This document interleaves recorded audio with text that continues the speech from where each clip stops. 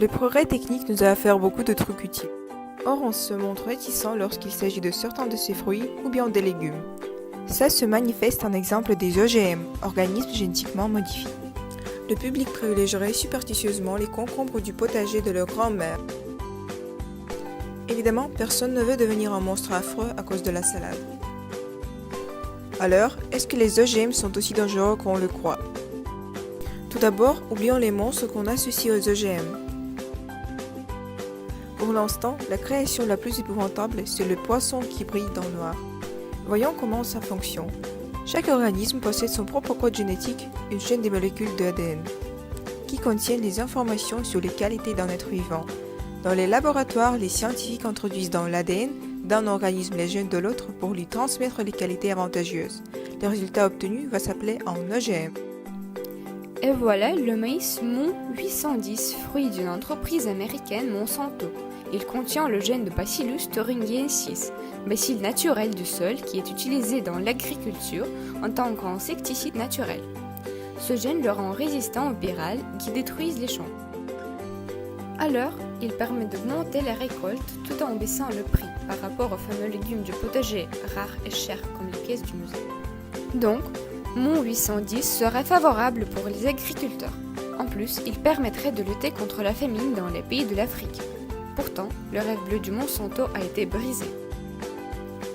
Les pyrales capables de développer l'immunité contre les modifications ont fait peur aux autorités et le projet a été arrêté.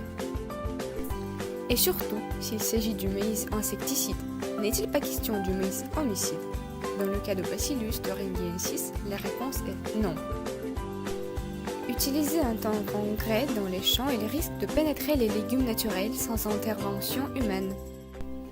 Alors, Bacillus est probablement déjà dans votre assiette. Mais vous êtes toujours vivant. Un autre rêve, réalisé au détriment de la loi, c'est l'expérience du biologiste chinois Jian Kui, qui a modifié l'ADN de deux bébés pour les rendre invulnérables au sida.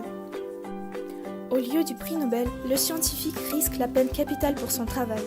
Mais la modification des êtres humains, c'est une autre histoire à cause des raisons éthiques. Néanmoins, certaines modifications sont autorisées dans les pays de l'Europe et de l'Amérique. Si la consommation de ces produits alimentaires vous fait peur, il vaut mieux éviter de consommer tous les plats composés, car dans votre estomac, le tomate avec les gènes du poisson va être dégradé jusqu'aux composants pareils que le poisson préparé sous la sauce des tomates. En plus, en Europe, tous les produits alimentaires subissent le contrôle prudent du système From Farm to Fork qui élimine tous les dangers possibles pour la santé publique. Alors, un OGM dangereux n'arrivera jamais dans les supermarchés. Évidemment, la modification des gènes sous-entend beaucoup de risques. Les universités du monde entier, y compris les universités françaises, telles que ANRA ou Toulouse 3, cherchent des mesures pour éviter les dangers. OGM bienfaiteur pour l'avenir meilleur.